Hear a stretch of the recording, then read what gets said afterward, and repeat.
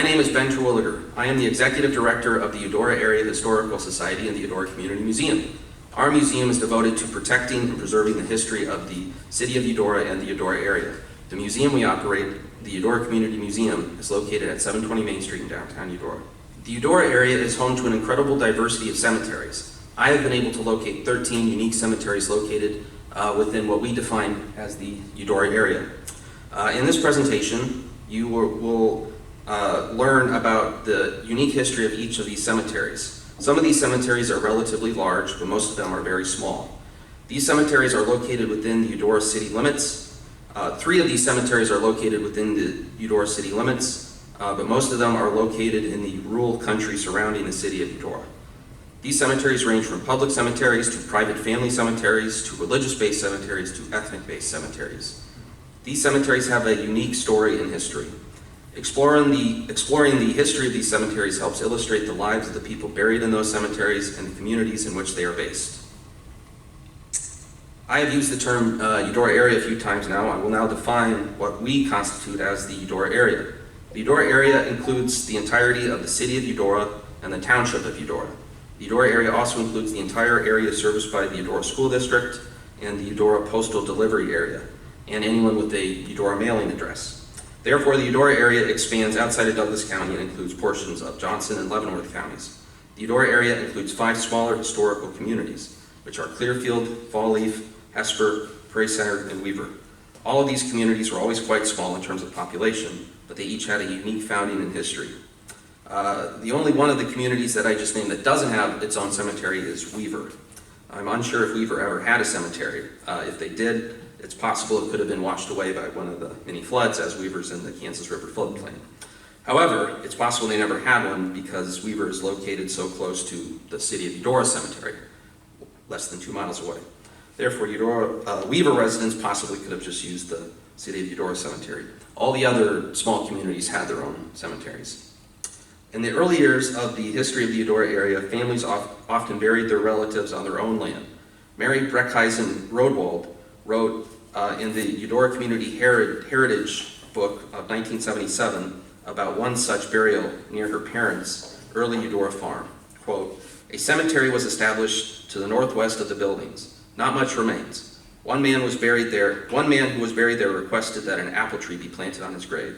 The tree grew to be large, shapely, and bore fruit. I never liked the fruit." Some of the cemeteries that I'm going to discuss with you today are small family cemeteries like the one mentioned by Mary Rodwald.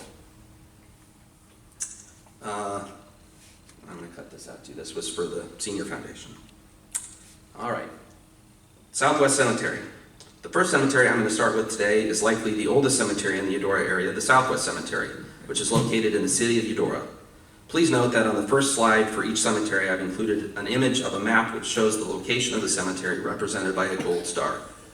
The city of Eudora was first established in 1857 by German immigrants. The German immigrants who established Eudora purchased the site from Shawnee Chief Pascal Fish for $10,000. The overwhelming majority of Eudora's early residents were German immigrants. One of the very first sites established by these immigrants is what we now call the Southwest Cemetery. The Southwest Cemetery was first established in 1858. The Southwest Cemetery was originally known as the City of Eudora Cemetery. The cemetery was used by Eudora's white Protestant population during its early years. The Southwest Cemetery today is located in the 1500 block of Cedar Street. However, when the cemetery was first established, it was obviously located quite far from the city center of Eudora. In 1867, the City of Eudora purchased land east of town on 7th Street. The city designated this new plot of land as the City of Eudora Cemetery. In response, Southwest Cemetery lost its status as the city's main cemetery. The new cemetery, established on 7th Street, became the main cemetery in Eudora, and the cemetery that was used predominantly by white Protestant burials in Eudora. And what we now call the Southwest Cemetery was unofficially designated for African American or black burials. In essence, Eudora informally segregated its cemeteries in 1867. The city of Eudora continued to own the Southwest Cemetery after the segregation of the cemeteries. Dozens of white people received burials at the Southwest Cemetery between 1858 and 1867, but today only black people are listed on the burial records for Southwest Cemetery. There are people that are buried in the current city cemetery on 7th Street who died before 1867. All of this suggests that white graves were dug up and moved and placed into the City of Eudora Cemetery at some point. Why were Eudora's cemeteries informally segregated in 1867? The answer is that a large number of former slaves from Missouri started to move into the Eudora area after the Civil War concluded. Obviously, the concept of an integrated cemetery was radical in 1867. Therefore, considering the racial attitudes of the time, it is not at all surprising that the two city cemeteries were segregated. Eudora is unusual compared to other small Midwestern communities in the 19th century in that Eudora had a black community. Most small towns had very little, few if any, black residents. In 1870, 25% of the Eudora Township was listed as black. And of course, almost all of the early black residents of the Eudora area were recently freed slaves from Missouri. Many of Eudora's early black residents had a challenging life. When black people were freed from slavery, they had very little, if any, money available to buy land. As a result, virtually no black Eudora residents owned land. Since Eudora's black residents could not afford to buy land, most worked as tenant farmers or sharecroppers. This made it hard for black families to secure generational wealth. In some ways, Eudora at the time was an integrated community. All the schools in Eudora were integrated from their inception. However, in other ways, it was a segregated community, as the cemeteries were segregated and the churches were as well. There is evidence that the Ku Klux Klan, or KKK, was active in Eudora in the 1920s. Eudora's black community at the turn of the century was large enough to support 3 black churches. Over the course of the 20th century, Eudora's black community gradually declined. Starting in the 1920s, black Americans residing in rural communities across the U.S. started to move to large northern industrial cities to escape discrimination and to secure better job opportunities. This process is called the Great Migration, and it coincides when Eudora's black population started to decline. Eudora's last black church closed or stopped operating in the late 1970s. In the 2020 census, less than 1% of Eudora is black. Today, the most prominent reminder of Eudora's once large black community is the Southwest Cemetery. The Eudora Community Museum proudly displays a tombstone from the Southwest Cemetery. This tombstone was erected in honor of Isabel Johnson. She died in 1861 at the age of 7. Her parents were black, and they were born in Virginia. There's no way to know where she's buried, sadly. We have researched quite a bit about Isabel Johnson, and we have quite a bit more about her on our Facebook page if you just want to search for Isabel Johnson. This tombstone was discovered on Dr. Holliday's property, so somehow it had gotten dislodged and pushed onto his property. Since there's no way to know where she's buried, we put it in the museum to preserve it and to display it. The last burial at the Southwest Cemetery appears to have been in 1980. Over the past several decades, the city has maintained Southwest Cemetery well. However, it has still remained a fairly obscure and forgotten about cemetery until recently. Starting around 5 years ago, we sought to increase the visibility of the Southwest Cemetery. Our board member at the time, Stephanie Jones, was one of the strong advocates of this at the time. A few years ago, we partnered with KU students to perform ground-penetrating radar at the site, and that revealed the existence of between 35 and 70 burials at the site versus only 10 headstones. So the majority of the graves are unmarked. With these KU students, we also created a small exhibit on the cemetery in our museum. Earlier this year, Eudora High School senior Aiden Mack created and installed a new wood sign at the Southwest Cemetery for his Eagle Scout project. We're very grateful for Aiden's hard work for helping to raise the visibility of this cemetery. Last September, we hosted a program just on the Southwest Cemetery, which is on our YouTube channel for more information. The City of Eudora Cemetery is located within the city limits on East 7th Street on the eastern edge of town. The land for the cemetery was purchased from William Partridge on April 25, 1867 for $1,200. This cemetery is by far the largest in the Eudora area. The overwhelming majority of Eudora area residents, excluding Eudora's Catholics, have been buried in this cemetery since 1867. Beginning in 1869, cemetery records from 1869 to 1921 were kept in English and listed race, nationality, age, cause of death, and death date, in addition to burial date and lot number. Young children comprised the majority of the early burials. Listed causes of death included flux, fever, brain inflammation, bowel inflammation, lung fever, croup, summer complaint, typhoid fever, and cramps. Adults typically died from a variety of causes, with old age often cited. At times, the type of death listed, such as softening of the brain in Henry Grostadier's 1893 obituary, has no modern counterpart. The most common accidental death was drowning. A dip in the Kansas River could contribute to drowning, as it did in 1966 when Gene Hadel drowned during a waiting party with their friends near the Eudora Bridge. 3 Eudora burials in the first 40 years were attributed to murder. The Eudora Cemetery on 7th Street was originally 4 1/2 acres. Charles Robinson, 8, was the first burial. He died May 19, 1867. The city bought 3 more acres in 1956. In 2005, the Lions Club dedicated a directory listing over 1,700 names. At the northeast corner of the cemetery, the directory includes a map of the cemetery and identifies military veterans. Apparently, the site once had many oak trees, because in 1907, lot owners were told to remove any oak trees from their lot by the cemetery committee. The Holy Family Cemetery is located near 9th and Birch Streets. It's in the city of Eudora. It is owned by Eudora's Holy Family Congregation. According to a history of the Holy Family Congregation, the ground for this cemetery, an acre or more, was presented to the parish by Peter Hardig.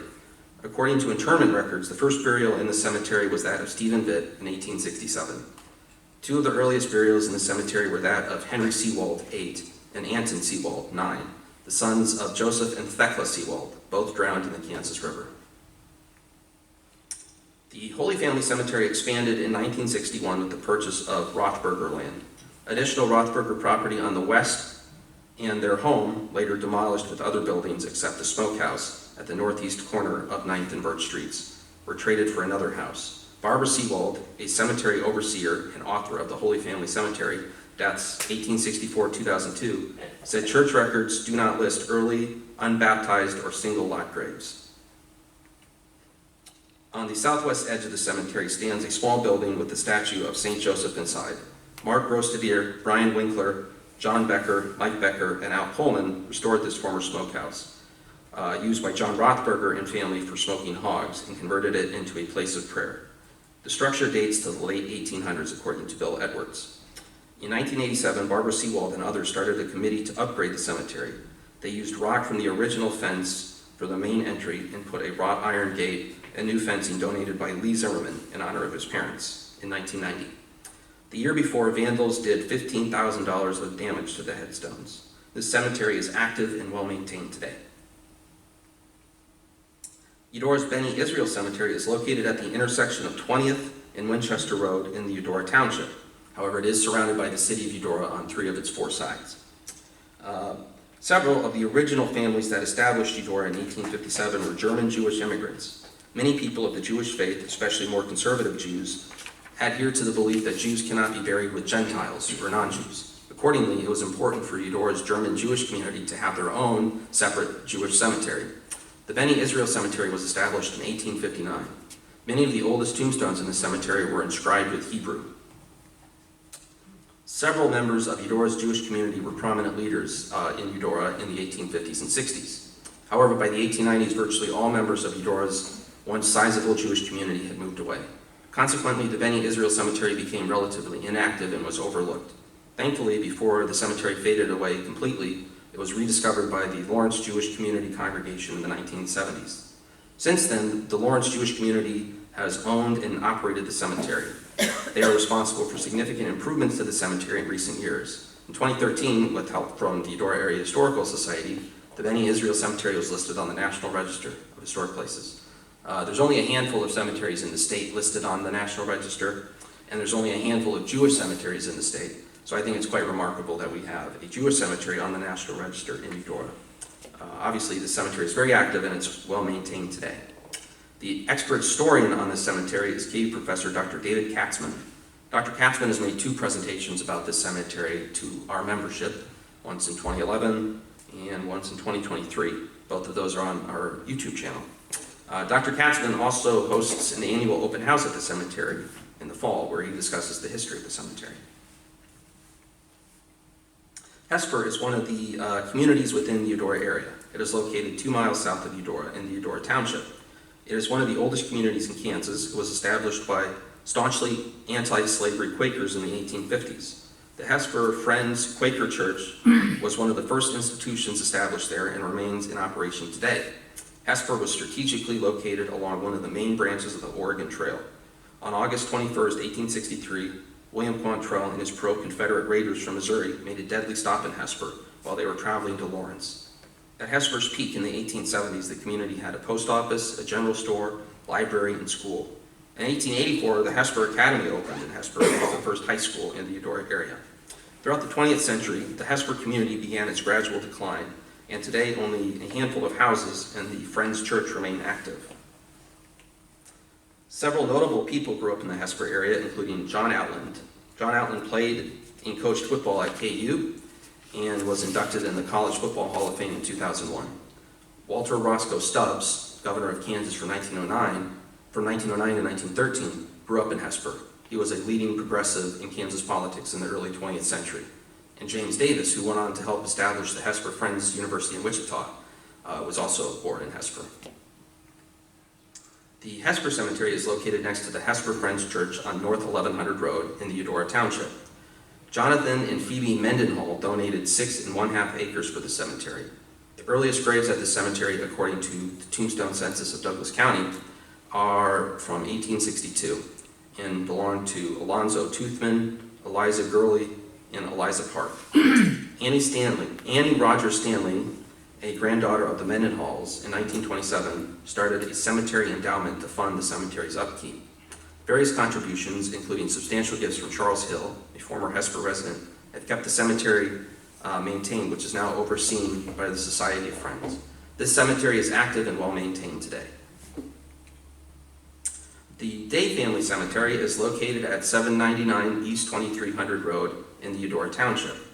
In 1859, Francis Day deeded the land for the Day Cemetery, which is located 6 miles south of Eudora. Catherine Day, born 1809 in Bourbon County, Kentucky, the wife of George Reuben Day, was the first to be buried in this cemetery. In the 1960s, 1/2 acre more was added as the cemetery was full. Many families such as the Vitts, Rusches, Joys, Edlers, in addition to the Days, have been buried here. A caretaker's building was torn down at the cemetery in the 1970s. In 1976, a marker for the cemetery was installed on the northeast corner of the plat. Actor Hugh Beaumont, most notable for portraying Ward Cleaver in Leave It to Beaver, has a direct connection to this cemetery. Hugh's mother, Ethel Whitney Beaumont, was born in 1890.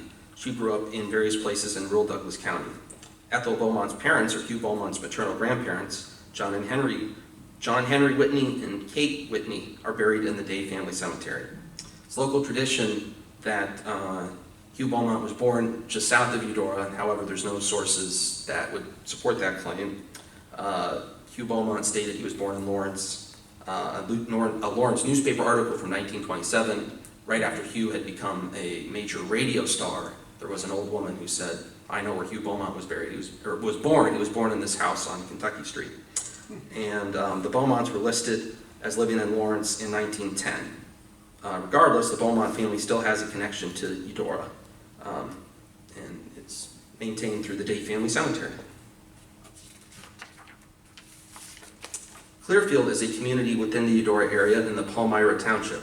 It is located 8 miles directly south of Eudora. Clearfield was settled by German immigrants in 1854. It was named for Clearfield, Pennsylvania. The Clearfield Church was established in 1858 and remains in operation today. The Clearfield School District was one of the first established in Kansas. During Clearfield's peak years in the 1880s, it had its own general store, post office, sawmill, creamery, blacksmith shop, and barber shop. Like many of the present smaller communities in the area, Clearfield saw its population dwindle in the 20th and 21st centuries. Today, only a handful of people call Clearfield home. The Clearfield Cemetery is located across the street from the Clearfield Church on the east side of 2200 Road. The cemetery was originally on the southwest corner of the Roadwall Farm. The land was deeded to the Evangelical Association and its successors in 1880 with the provision that each member of the church could have a plot free of charge. Before official designation of this land for a cemetery, the George Meter family had 2 young sons, 8 and 10 years old, who died of diphtheria in 1871. A rolled wall built their coffins, and they were buried on the southwest corner of the farm where the cemetery would later be. Mrs. Walter Roadwall sold the cemetery another half acre in the 1960s. The cemetery is active and well maintained today. The Pleasant Valley Cemetery is located in the McCamish Township in Johnson County. This tiny, nearly forgotten cemetery is in the southeastern extreme of what we call the Eudora area, roughly 5 miles south and 3 miles east of Eudora. This cemetery likely received its name based on the fact that it is located near the site of a former school that was named Pleasant Valley School. At one time, it was estimated that this cemetery had 25 headstones, including those belonging to the Westerhouse, Kanabe, and Leifman families. In the 1980s, Amos Westerhouse and his descendants helped clean the cemetery. This cemetery is located in the middle of cornfields. It is not accessible by road. The nearest road to the cemetery is Evening Star Road. The cemetery is obviously not active and it is not maintained at all. Most of the tombstones have been removed and placed in piles. It is quite a sad sight. The cemetery is located on its own plot of land. It's not on private property. When you go on the Johnson County website, there's a little block that says cemetery. It doesn't say exactly who owns it, but it's not part of a private property. It's its own separate thing. Therefore, perhaps in the future, we can make attempts to preserve this cemetery or at least raise its visibility. At the bare minimum, the existing headstones at the cemetery, which are not located on graves, could be relocated to our museum or the Johnson County Museum to preserve them from further deterioration. The Adams Cemetery is located in the McCamish Township in Johnson County, very close to the Pleasant Valley Cemetery. This forgotten and tiny cemetery is in the southeastern extreme of the Eudora area. This cemetery is not accessible by road, but the nearest road is Evening Star Road. This cemetery is located on private property. Therefore, when I made my little pilgrimage to all the Eudora area cemeteries a few weeks ago, I was not able to access it and take photos. This cemetery is located on a hill near woods that border Captain Creek. The History of Captain's Creek Community by Joy Leifman writes that some Adams family members died during a smallpox epidemic, and the James Finley family gave the family permission to bury their dead on Finley land. Now all that remains here is a wooden fence and 4 stones that were stored and recently placed back. The cemetery is not active. I was unable to determine the condition of the cemetery. That picture is from findagrave.com of the cemetery. Prairie Center was located near the intersection of 135th Street or Santa Fe and Edgerton Road in the Lexington Township of Johnson County. Prairie Center formerly had many close ties to Eudora. It was established by David Vestall in the 1870s. In the late 19th century, the community was thriving. It had its own post office, general store, school, Methodist church, Friends Church, cemetery, blacksmith shop, creamery, cider mill, woodworking shop, and physician. In the 1930s, the famous actor Buddy Rogers, born in Olathe, had a vacation ranch just outside Prairie Center. The outbreak of World War II led to Prairie Center's demise. In 1942, the federal government purchased large tracts of land surrounding Prairie Center to build the Sunflower Army Ammunition Plant. In 1942, every building in the community was raised to make room for the Sunflower Plant, which made ammunitions for the U.S. military off and on from 1943 until it closed in 1992. The former town site of Prairie Center remains inaccessible and restricted today. The most notable remnant of this former community, which the public can access today, is the Prairie Center Cemetery. The cemetery, which is northwest of where the town once stood, remains active in the 21st century. The cemetery is located at 13000 Evening Star Lane in the Lexington Township of Johnson County. The cemetery was originally called the Hale Cemetery after the Hale family, who gave 2 acres to form the cemetery. The Prairie Center Cemetery started in or before the 1860s because of one burial, according to one of the gravestones, Joseph Hale, who died in 1862. In 1911, Hannah Garrett donated another acre to extend the cemetery west. In the early 1930s, Prairie Center was made a benefit district with a mill levy for maintenance of the Prairie Center and Lexington Cemetery. Before that, the cemetery board would notify owners to clean and mow their lots. The cemetery is active and well cared for and well maintained today. The Delaware Cemetery is located immediately north of Eudora in the Reno Township of Leavenworth County.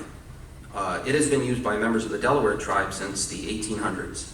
The Delaware Native American tribe had reservations in what is now Leavenworth County from the 1820s to the 1870s. The reservation land was on the northern banks of the Kansas River.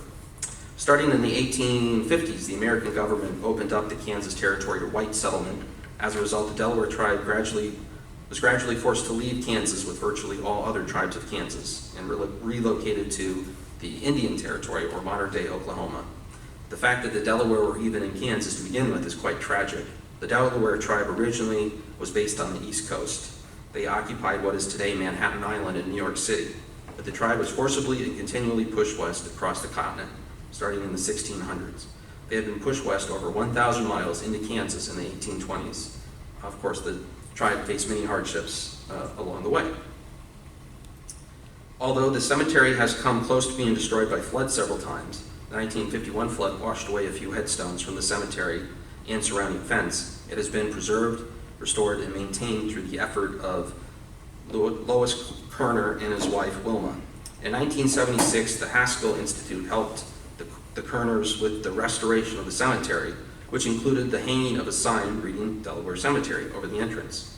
The Eudora Boy Scouts helped restore the cemetery in 2007.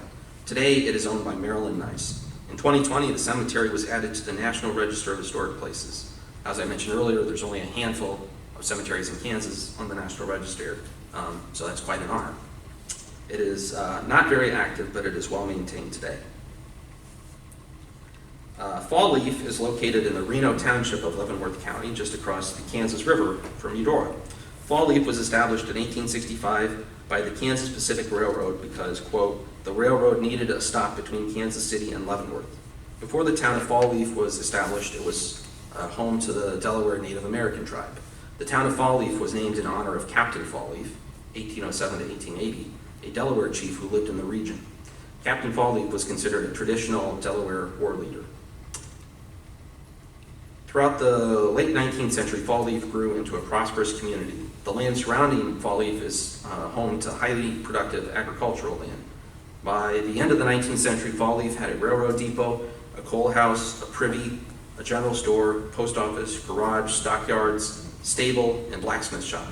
A school also operated in the community.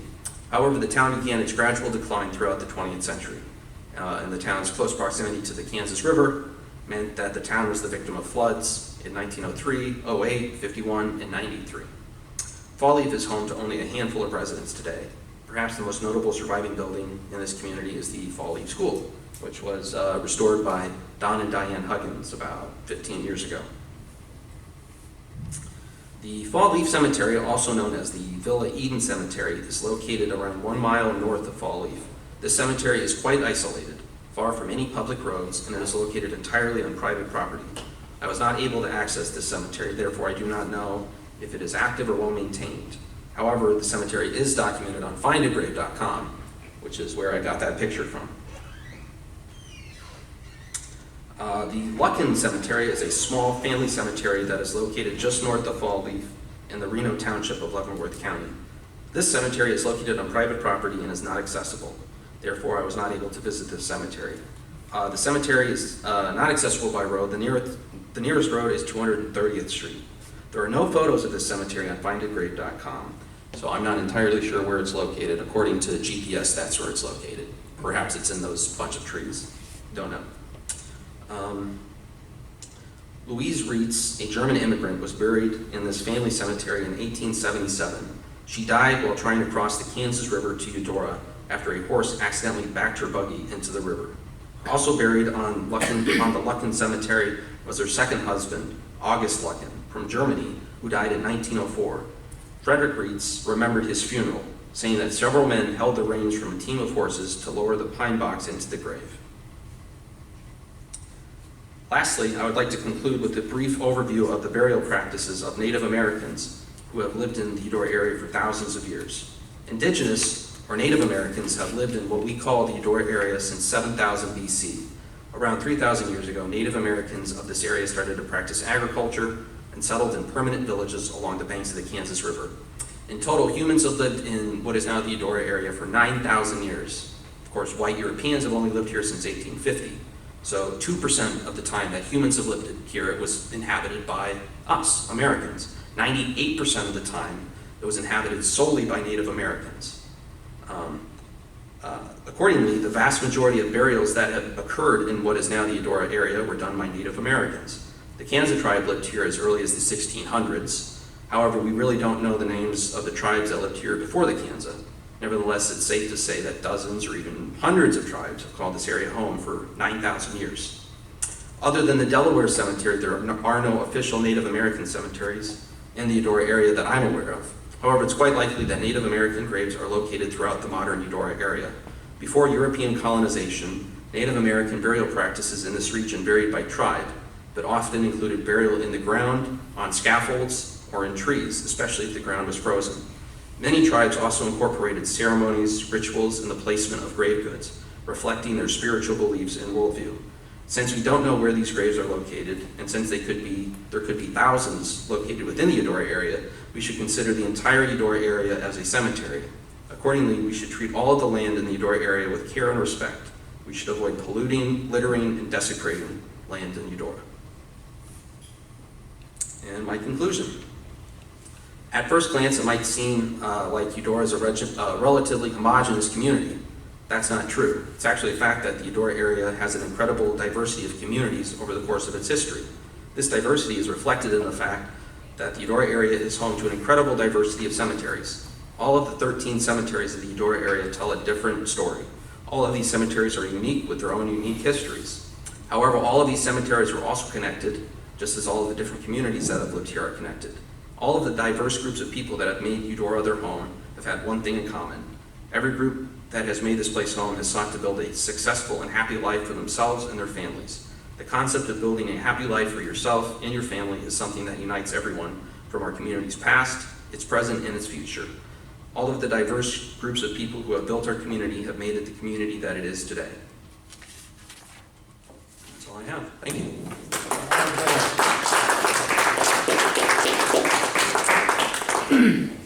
Happy to answer any questions. I will say I was very lucky. I spent one day going out to all these cemeteries, and when I got home at night, I noticed I had a flat tire.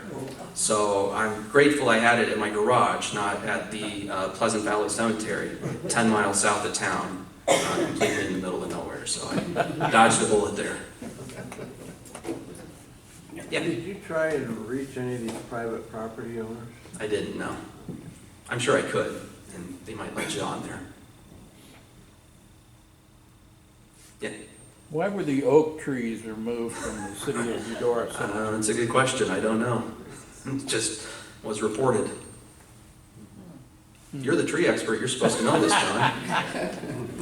I need to think about that. Well, get back to me if you find out why. Maybe they needed the lumber or something. Could be. They probably needed the space I don't know. for the roots. All right. Thank you, everyone.